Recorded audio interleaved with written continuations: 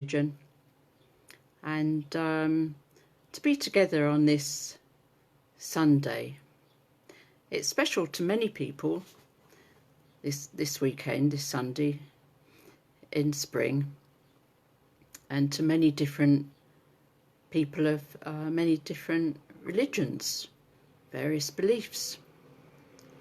But one thing the human race has always been good at is knowing when it is spring and celebrating that, because suddenly the air is a bit warmer. Well, I'm talking about the northern hemisphere, of course. In the southern hemisphere, they equally celebrate spring, but because of the way everything's worked out in the established and more orthodox religions like Judaism and Christianity, they're festivals that are actually spring festivals occur for them when it's the very opposite. So that's something to get our head around. But here I am in wonderful England, and here we have just passed the vernal equinox, and we have the spring on our doorsteps. And ever since time itself began, human beings have celebrated that warmth in the air, the sudden little bursting of buds through on the branches of trees and plants, little vegetable shoots coming up, all the things that signal rebirth. And some very interesting and amazing things have happened in human history. And one of those was an occasion that is celebrated by Judaism, and which would have been celebrated, of course, very much by Jesus, who is basically the founder, although I don't think he thought he was founding an actual religion called anything in particular at the time, but after his passing, of course, after his crucifixion by the Romans, Paul was considered to be really the founder of Christianity, because he was the first person and his followers to be called Christians.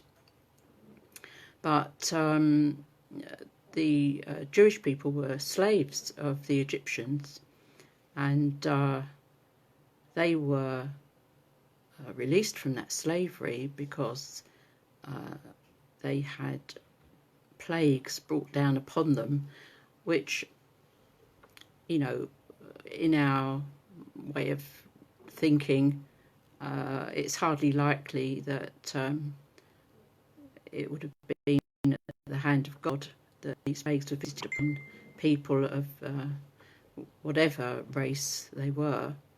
However, as we know, we're all the human race. However, the fact is that the Egyptians, who had kept the Jews as slaves for a long, long time,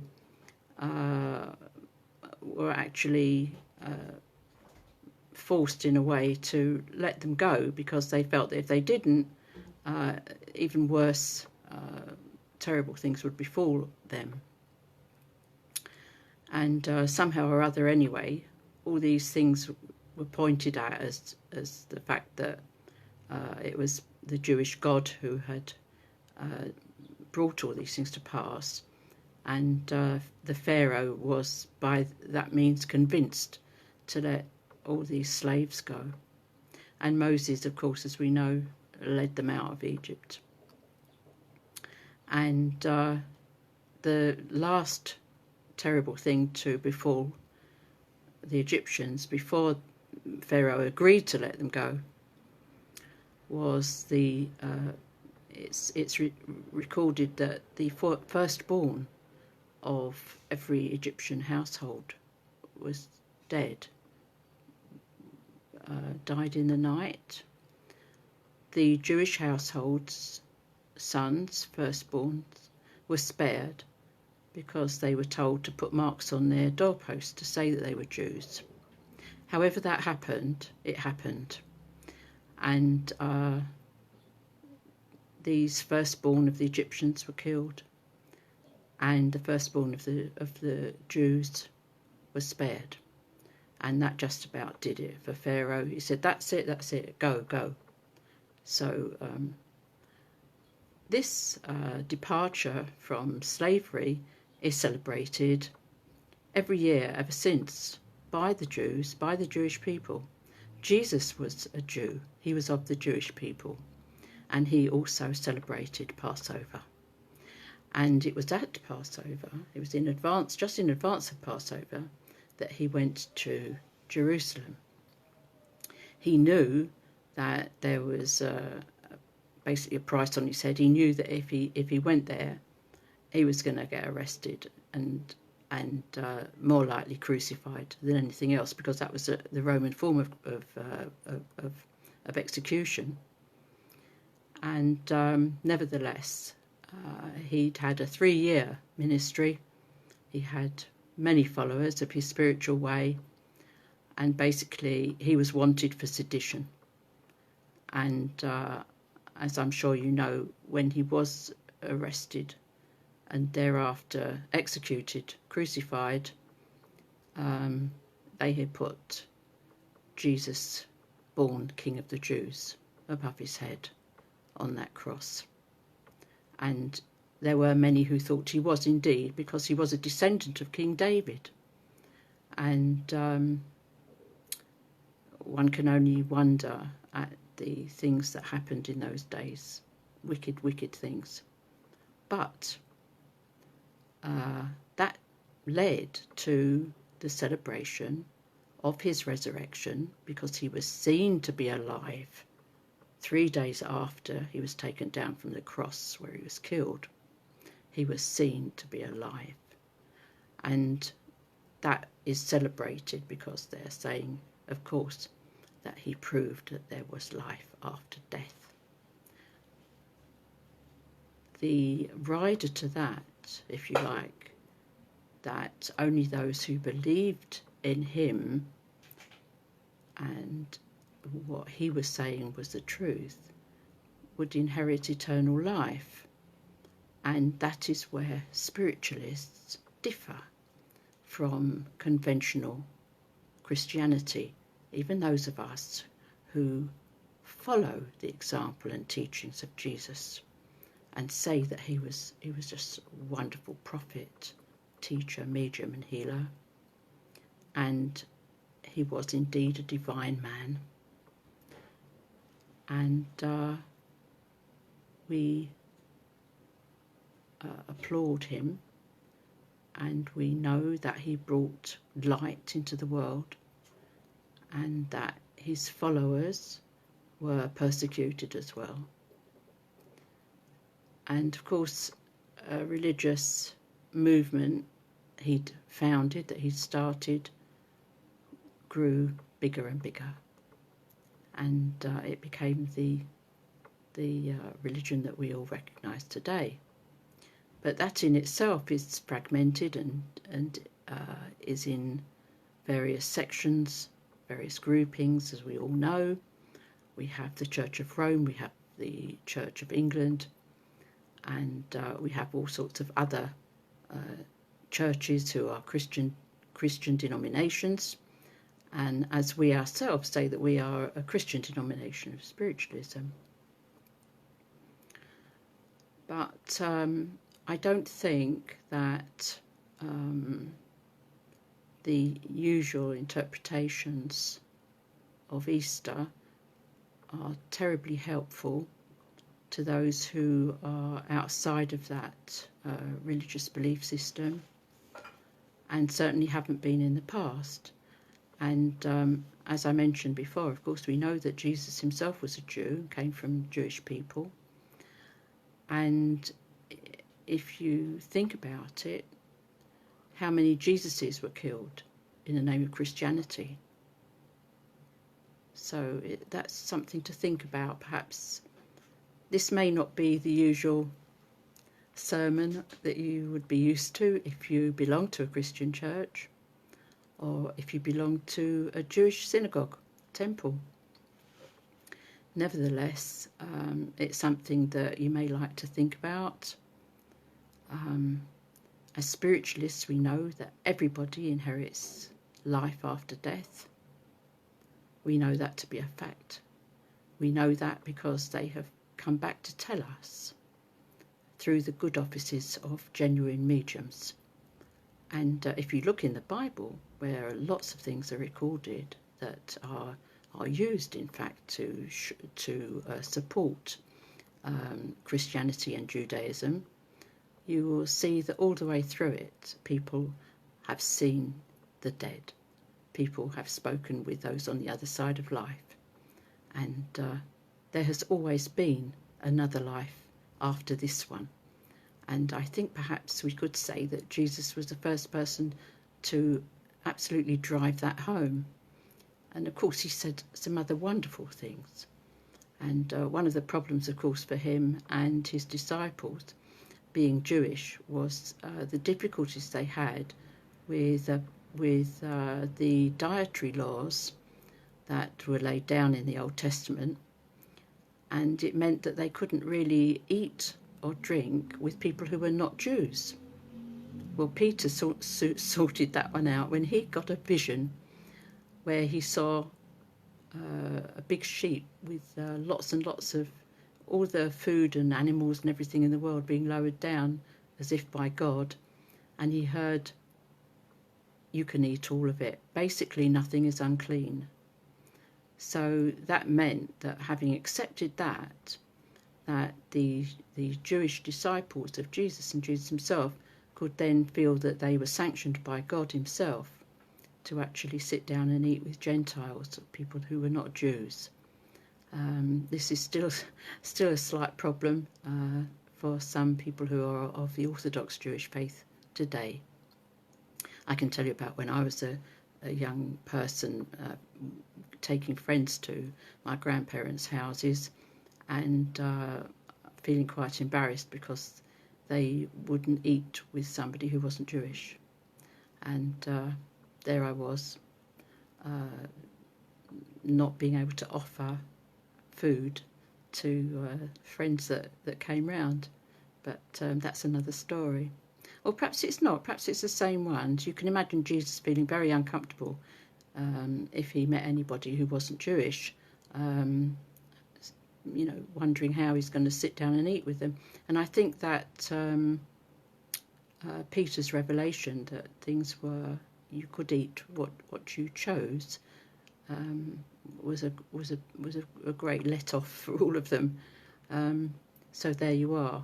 Just something to think about on this day when Christianity celebrates the arrival of Jesus into Jerusalem on a donkey that fulfills a prophecy of the Old Testament. And he knew what he was doing, of course, because he was an Old Testament man. And the New Testament, of course, was only written after he passed away, and some years after that as well. So, just have a think about the links. Now, the interesting thing is that the Christian church wanted to distance itself from the Jewish practices. So rather than have Easter occur at Passover every year, they shifted it around a bit. So it didn't have anything much to do with, or nothing at all, as far as they were concerned, to do with the Jewish religion. But of course, Jesus was a Jew, and he was observing that religion when he went into Jerusalem. He lived a Jew and died a Jew there.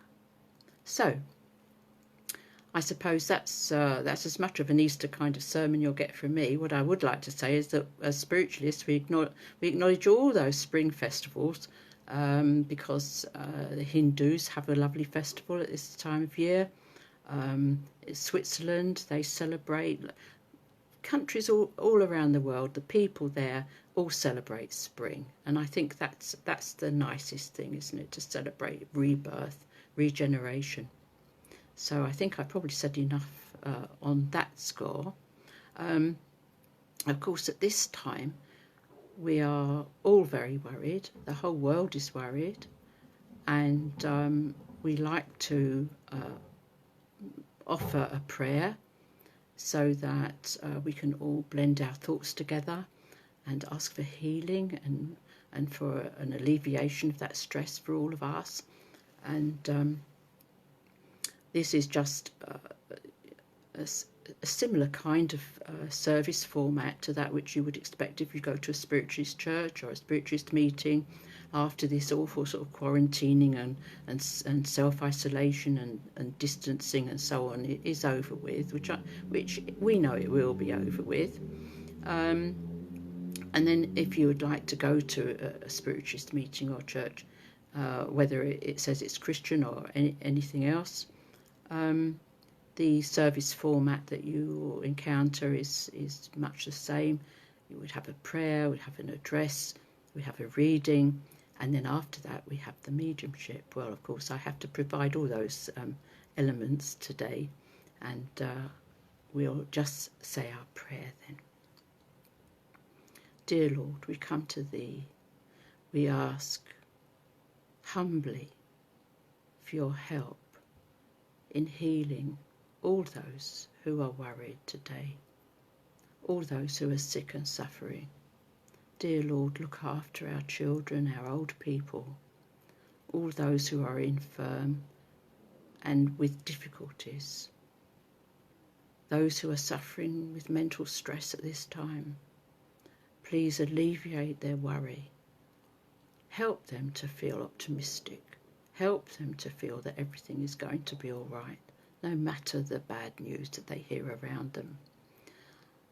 Dear Lord, please help those too who are battling with this virus, who are ill at this time. Please relieve their temperatures, relieve their cough. Look after them, dear Lord. And if there are those who are taking their transition at this time, please help them to go into the light and let their loved ones come and meet them and know that they are happy. Thank you, dear Lord, for all your blessings. Amen. There. So we've asked. I'd like to give you a reading which is also a message, and I do that, as we know, I take up my little blue hymn book and I ask for a message for all of us, and that will give us the reading as well. If you go to a spiritualist church or meeting, members of the congregation will choose a reading, so it could be a poem or a little bit of prose or something they've written themselves, and they will come out front onto the platform and read for you. You've just got me now, so I will do it this way, and I will ask for something for all of us. Please, dear Lord, something for us. Now, here we are. Now you have to put up with this. Now, this is what I've received. There's not a tint that paints the rose, or decks the lily fair, or marks the humblest flower that grows, but God has placed it there. There's not of grass a simple blade, a lead of lowliest mien, where heavenly skill is not displayed, and heavenly goodness seen.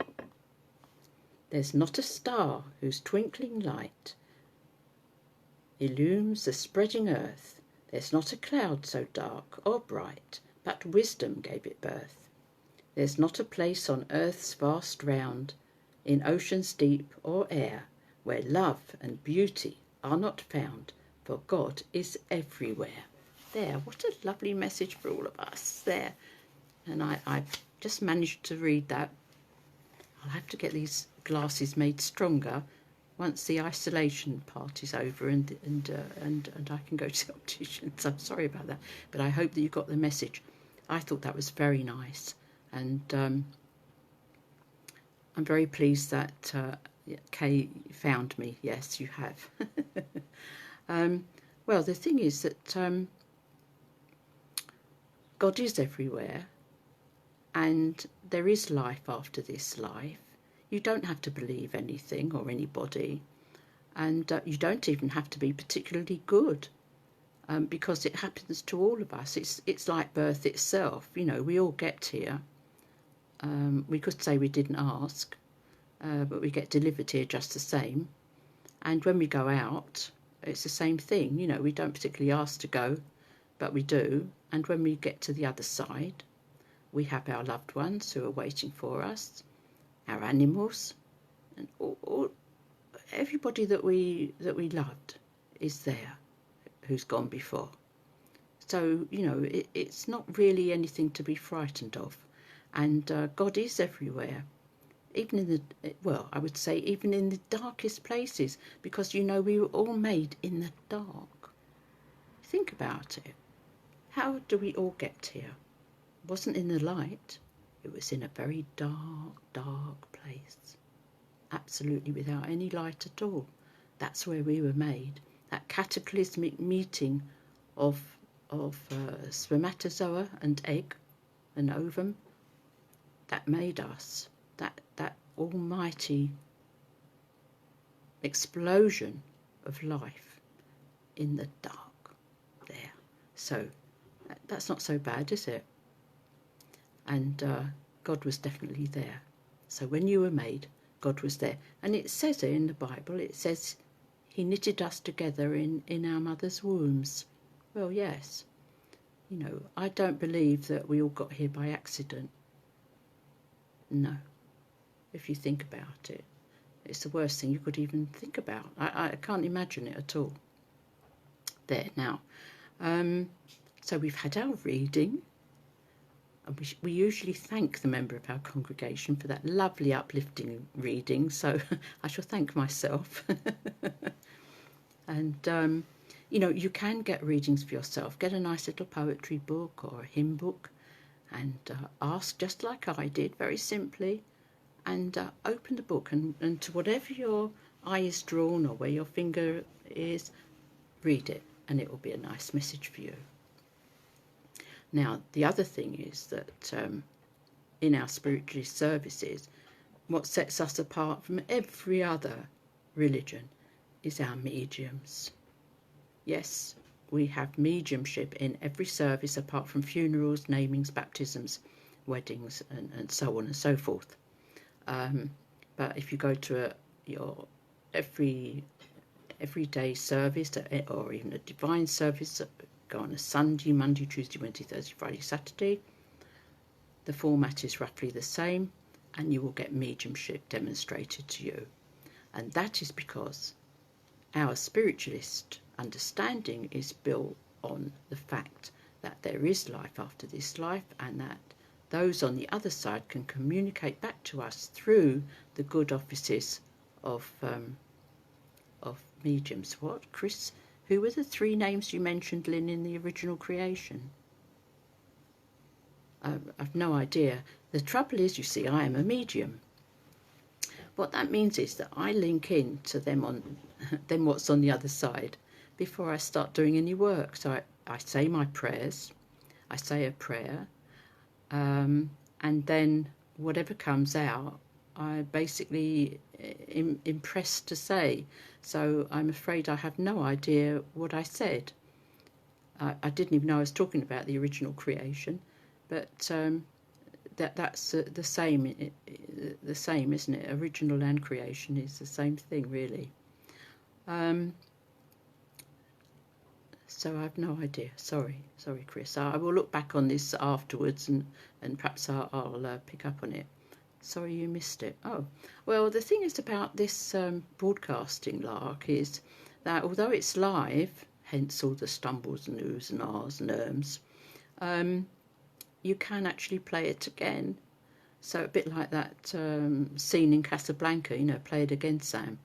So I always listen to what I've said afterwards, after the event, and so that I know what I've said, because otherwise I wouldn't know, and it just comes out and it's gone. So what I wanted to say was that we come to this part of the service always in our spiritualist services where the medium gives messages to recipients who are in the congregation. And of course, all of you out there, I can see who you know, a few names that come up. I will link into my helper over here, my cooperator in spirit, and I will see what communications I can get for people over here. It would be very easy, perhaps, just to do what I've seen people do, which is sort of, you know, turn cards over and things for people, because of course you are prompted and you do get a link in that way. And I suppose it's one way of directing a message. But I thought, you know, I would just do what I usually do, and although I can't see you, I will just pick the odd name and go to you if I may. So I'll go to UK if you are still there. I see your little image up there. I presume they're the people who are watching. I see in little circles, unless I'm seeing it clairvoyantly. And thank you. I want to give you a message, of course, from your parents, but also very much from your... I've got a cat and a dog here fighting to get through. And I just want to say to you that they understand how sad and upset you've been, and about the animal kingdom at this present time. And they're saying that, you know, they're giving you that strength and courage, and they feel that everything you do is going to make a difference. And they're saying they're working as all the animals on the other side of life are pushing their prayers, their little animal prayers, to humankind to stop them being so cruel. So there, I can tell you that, Kay. So there you are. And of course, love from your parents. Corinne, oh, you say it's lovely watching me. Well, I suppose when I first started out, you know, as a platform medium at the churches, I used to joke and say, well, of course, if I don't get something for anybody in the audience, in the congregation, I'll do a tap dance. But of course, that's not an option anymore.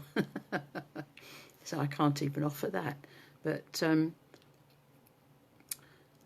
Corinne, I'd like to give you a lovely gentleman who's here with me.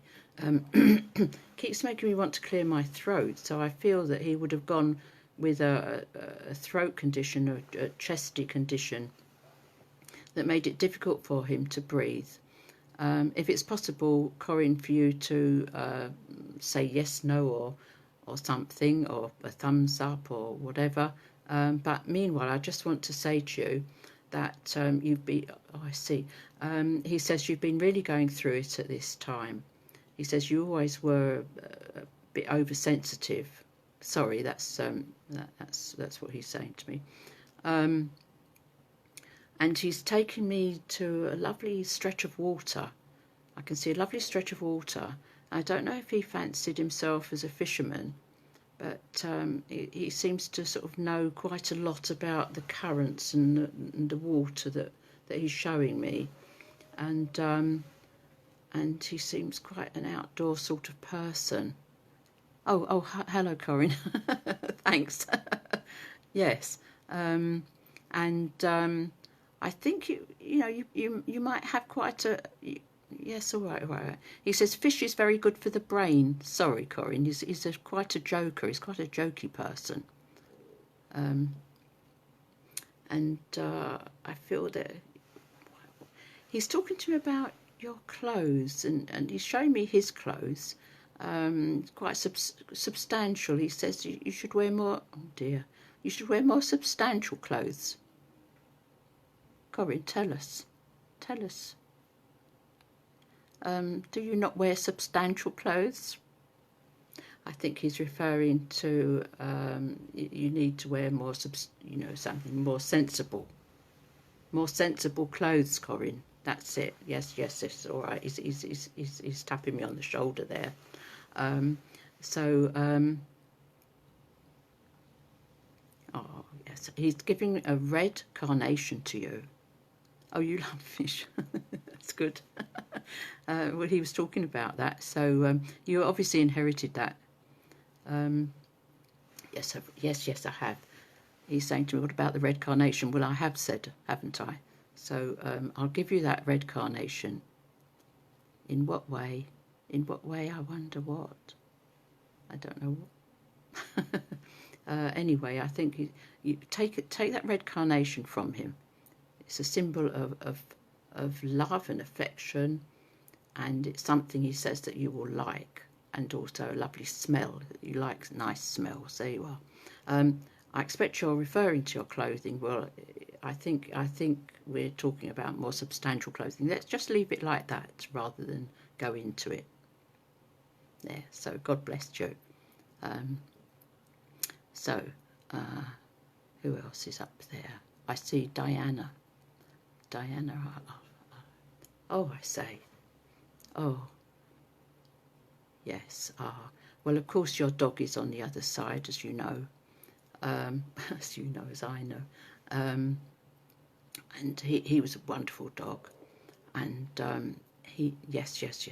You know that he's often around, and reminding you, reminding you of when you were so desolate and you thought you would never get a sign, that you didn't even think that he would be able to get back to you in any way, but you have had signs. Yes.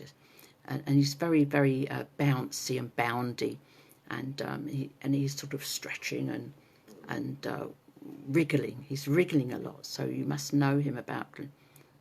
You wear clothes that's easy to put on. Has him got MS? I'm not sure about that. Yes, Gunner. He wriggled. That's what he's making me wriggle like this. And believe me, I can't usually. So that's him.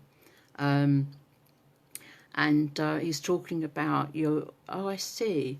That apart from anything else, you're quite sad because it's now going to be summer. I see. He seemed to love the snow himself, and he was sort of like a like mind, like a soul brother to you.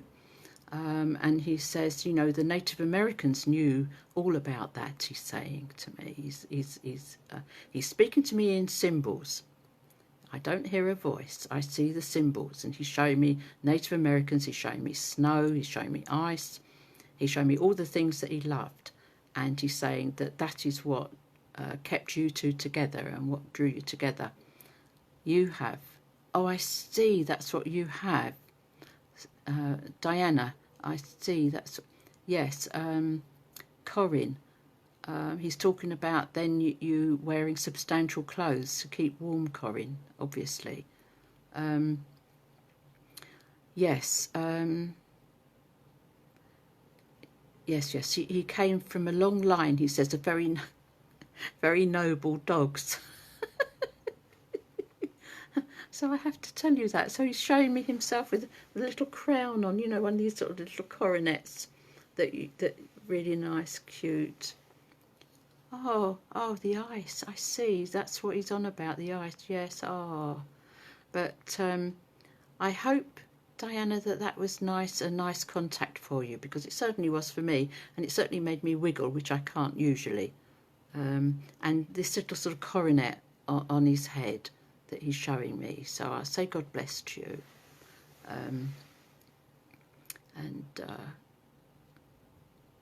Well, there we are. So a soul brother, he was described as for you, and of course that's what you do. Now I can't see who else is there. There is that Denise. I think I've got Denise there. Yes, I think Denise is. Did I see a Denise? Anyway, I'll give my message for Denise. It seems to have gone off. It's strange, but Denise, I have your father. I know it's your father because I've seen a picture of him in your house, and he's looking very, very debonair, and he's a very proud man, very proud of you and all you've accomplished. But he says you mustn't overdo the work that you're doing. You're doing a lot of work, and he's showing me painting. So you're Denise, you are doing too much painting, he says, or he doesn't want you to overdo it, he says, because you get achy, and then you need to take, the way he puts it, you need to take drugs, and that's not good. So pull back, please, Denise, your dad is saying, on the physical effort. And he says you do sufficient. You're always praying. He loves that. He says, you know, that the prayers are wonderful. He says they rise like a mist over you when you're praying. And he says, you know, that everybody admires you from the family that are over on the other side. And he talks about their love of the spring. He's talking about Italy to you, and he's talking about vineyards, and I'm seeing goats. I didn't know anything about that. All right, goats and lovely green grass, lush pastures. Wonderful. And he says, remember where you came from, Denise. I hope that you are watching, and if you're not, that maybe afterwards. But certainly I want to give you love from your father, and to say that he's so proud of everything you do, but he doesn't want you to overdo it physically. He feels that you're overdoing it, and you're contemplating some kind of painting. And we're not talking about artist's work either.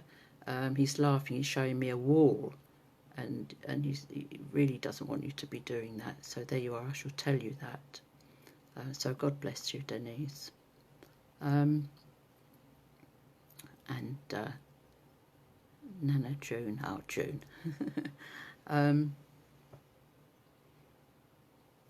Oh dear, I've got this lovely lady here that comes here for you. But she says she put a bit of weight on in the end. So, you know, you always get people that say, well, they lost a lot of weight. This lady is complaining that she put a lot of weight on. But she comes to you with such a lot of love, June. And she really has a lovely motherly, grandmotherly feeling to her, and she just wants to give you a big hug. And she says, oh, you've been going through it at this time, what with all this horrible stuff that's going on. But she says, well, we got through much worse than that. So that's her cheerful message for you. Also, to say you shouldn't worry too much about everything. You're doing too much housework. Like, we're looking at the bedding actually, so I don't know, you must be doing too much bedding. So or you've been doing bedding, you've been doing a lot of bedding cleaning and stuff. There you are. And there's all sorts going on there, and all sorts. You're doing a great deal. That you're I'm sure it's your gran. It is sort of bustling around with you actually. She's saying not like when you were young. Ooh, well, I don't think we'll go that. Won't go there. But yes. Oh, and she's taking you back to saying to you, well, you can remember good times. You know, it's not a bad thing to look back and remember good times. But she says, don't dwell on the bad times, because she said that only makes you feel fed up and depressed. And she said, you know, just look forward, because everything's going to be all right. And as she said before, you know, as she said, we got through worse. So there you are. I'll say that to you, June. Hope you can you take some comfort from that. I see, yeah. Well, well, that's everybody. I'm just saying to her, because she was saying to me, oh, of course, the children, you know, always worried about the children. But, you know, I'm just saying to her, well, everybody does that. So we all share that. So I say God bless you, June. I hope that was quite nice, that little contact there with your gran. Lovely lady. Very substantial. Yeah, substantial lady. So I'm looking at these little circles that I've got at the top there. That I can see people's faces, and I can't really see who they are. But I see that I have a friend from Russia watching, and I hope that my English isn't too fast or anything, and my Russian is negligible. I have no Russian. I feel very ashamed because my grandfather spoke Russian as his first language, and I always remember him listening to Russian radio programs on the radio. He used to tune it to Radio Moscow, I think it was. and shout in Russian at the news that was coming out. I always wondered what the news was, but whatever it was infuriating him. So he used to shout at it in Russian. But I just only speak English, I'm afraid, and a smattering of schoolgirl French and a smattering of Hebrew. I would like to say to my Russian friend that I have also got people who are standing over here behind me on your behalf, and they're a couple, and they are protecting you at this time.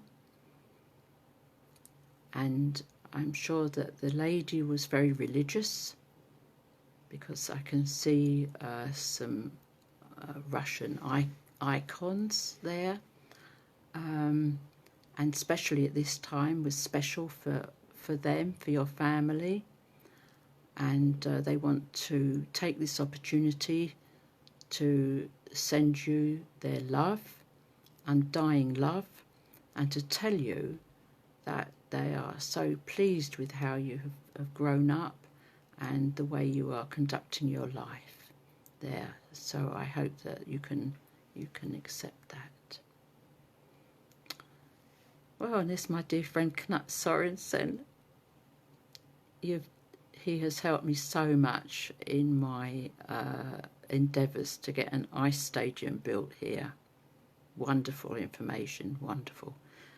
That I've been able to incorporate into my sort of petitions to various sources to try and get the ice stadium built. And I thank you for that, Knut. And of course, this springtime, you also have a lot of people on the other side who come through at this time, and they talk to me about the land of the midnight sun, and beautiful, beautiful people, and they're in a group, and I can see dancing. It looks like a sort of folk dancing, and they're all together in one big room, and it's like a house that has just got one great big room, and there must be little rooms off it, but so it's a central room that they all gather in, and then they're able to go into their own small rooms of that. And I know that there's a lot of love and laughter, and I know that they are looking forward actually to the summer, and they enjoyed the summer months very much, because it was the time, they're telling me, when they could get things done and get ready for the winter. Their lives always seem to be getting ready for the next season. So that's what I can say to you, Knut. So I hope that you can accept their love and their good wishes, and it looks absolutely lovely, wonderful. I can't, I wish I could describe better. But this gathering over there is just wonderful, and they're saying that it's going to be a long time, Knut, before you actually go and join them there. That's something to hold on to. Well, I think I've probably come to the end of that part of our little mini service, our mediumship part for today. I hope that you've enjoyed it.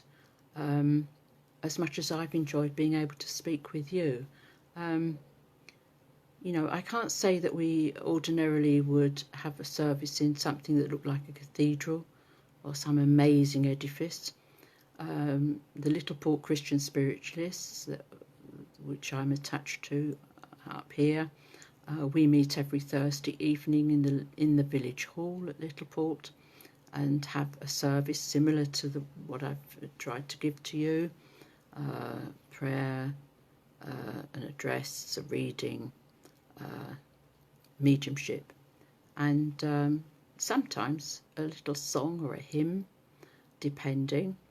And if you go to any spiritualist church or meeting, wherever it is, you know, you will get upliftment, and you will hear, if you don't get a message from a loved one who's passed on to the other side, you'll see other people get messages, and from that you can take comfort yourself, to know that your loved ones are safe on the other side of life there. And if you want to be exact, then of course you can say that the Almighty has charge over all of us. So we ourselves as spiritualists believe that God is our creator, is our father and mother, and that we are all one family, that we enjoy the communion of spirits, the ministry of angels, but that we all have personal responsibility for our actions, and that we shall also be rewarded either for what we have done or what we have not done hereafter. So what I always say is, try and be as good as you can while you're down here, because you don't want to have to make up for it on the other side, because it might stop you sort of being in touch with your loved ones as quickly as you'd like. So ordinarily we are all able to go to our loved ones as soon as we get over there. Now and again, get somebody really, really wicked down here, they have to wait a while until they've repented and sorted themselves out before they can actually be reunited with loved ones. But there, we won't trouble ourselves too much about that. We leave it all in God's care and keeping. And so I would like to leave you with a prayer, and we can put our thoughts together and all think together of all those who we love and who we wish well. And you know, you can have a little book or a little piece of paper and write everybody's name that you want to be healed, and you can ask, especially for everybody that you've written down, you can say, dear God, please, for everybody that I've written down, could you ask for healing for them, please? And you will be answered. Dear Lord, at this time we bring unto you all those who are sick and suffering, whether in mind or body, and those who are of low spirits at the moment. We ask you, dear Lord, for their healing and comfort, that they may be made to feel well again and happy. And we ask all this in the name of love and light and truth. Amen. There. So I hope that you have a reasonable evening, a reasonable night's sleep, and if you would like to message me at all on here, you may, of course, and if you have any questions, I do my best to answer them, and I will have another of these little services in a couple of days or so, and I will do another workshop, because they seem to be popular. And last one we did was crayons, wasn't it? Coloured crayons, how to read coloured crayons. That was good fun.